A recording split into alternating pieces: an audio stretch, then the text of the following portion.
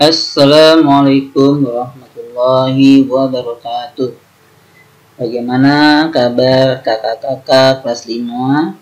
Semoga semua dalam keadaan sehat walafiat. Masih dalam PJJ, pembelajaran jarak jauh, yaitu pembelajaran secara online. Pak Guru berharap kalian tetap menjaga, mematuhi aturan protokol COVID-19, karena sampai sekarang kita masih belajar secara daring. Setiap keluar rumah usahakan dan wajib memakai masker, kemudian sepulang dari keluar rumah cuci tangan dengan sabun, air mengalir, atau dengan sanitizer.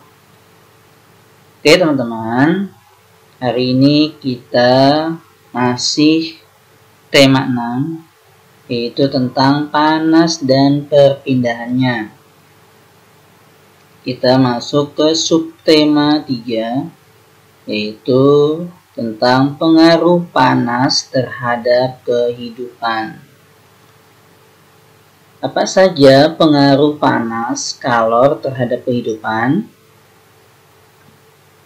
Pengaruh panas kalor pada kehidupan diantaranya, yang pertama, saat kita menggunakan api atau kompor, panas dari api atau kompor ini akan membuat masakan menjadi matang. Yang kedua, panas setrika membuat pakaian menjadi licin atau rapi. Ketiga, panas matahari. Panas matahari merupakan sumber panas terbesar di alam semesta ini. Contohnya, penggunaan panas matahari membuat pakaian cepat kering. Kalau di pantai, dimanfaatkan untuk mengeringkan atau untuk membuat garam. Air lautnya menguap ke atas, kemudian yang tersisa garam yang padat, kemudian dimanfaatkan oleh petani, dijual ke pasar. Pengaruh panas kalor pada kehidupan yang keempat, yaitu panas air bertahan lama saat disimpan di termos. Yang kelima, api memanaskan wajan. Ini ketika mentega ditaruh di atas wajan, maka menteganya mencair. Kemudian saat ibu kalian menggoreng bakwan, itu akan membuat bakwan menjadi matang, menggoreng tempe, dan seterusnya ya. Oke teman-teman, ada 2 macam bahan yang berkaitan dengan penghantar panas. Yang pertama yaitu konduktor. Apa itu konduktor? Konduktor adalah bahan yang mudah menghantarkan panas. Nah ini benda-benda konduktor. Ada apa saja? Ada panci, ini terbuat dari logam. Kemudian inilah wajan, sama terbuat dari logam juga. Ya, sendok sayur, ini bagian yang bertunjuk bagian depan mengandung logam, sedangkan gagangnya isolator. Nah ini sendok makan biasa mengandung logam. Contoh bahan konduktor yaitu logam terdiri dari besi, biasanya digunakan untuk membuat penggorengan dan panci. Bahan konduktor logam lainnya yaitu aluminium. Ini juga biasanya untuk membuat panci dan oven. Tembaga, Ini juga bisa untuk membuat panci. Pemilihan bahan pengantar panas yang kedua yaitu isolator. Apa itu isolator? Isolator adalah bahan yang menghambat panas. Isolator kebalikan dari konduktor. Tadi konduktor adalah bahan yang menghantarkan panas, sedangkan isolator bahan yang menghambat panas. Penggunaan isolator yaitu untuk melindungi agar tidak kepanasan. Contoh bahan isolator: kayu, digunakan untuk membuat spatula dan gagang panci. Yang kedua, kain, digunakan untuk celemek atau sarung tangan.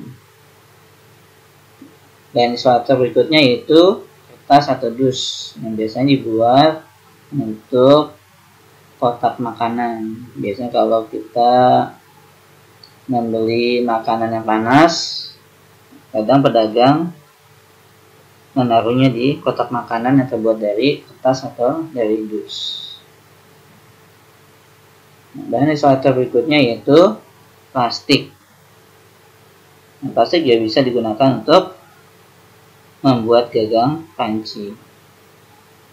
Ini gambar contoh isolator. Yang pertama ini namanya spatula, yang biasanya terbuat dari kayu.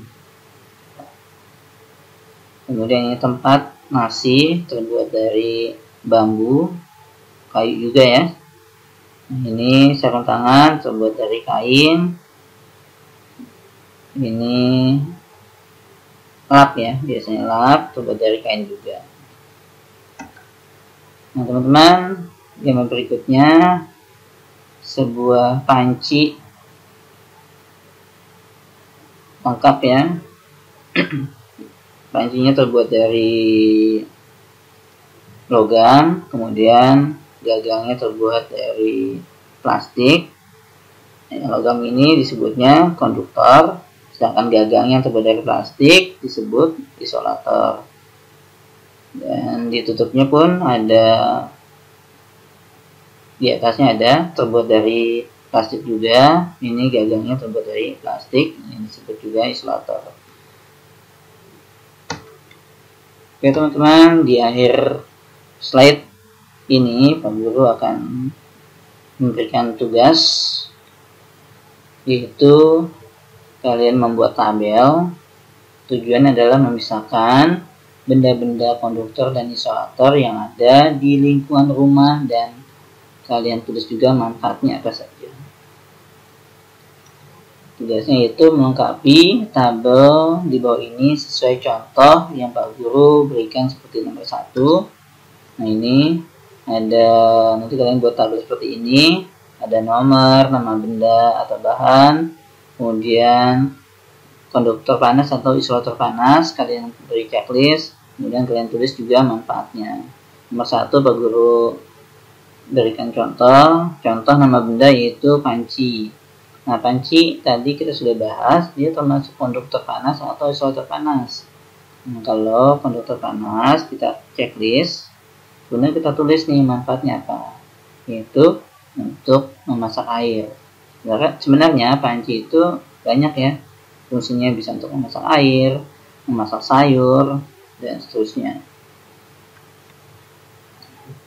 Kemudian yang nomor 2, Pak Guru tulis di sini spatula kayu, kalian boleh pilih yang lain.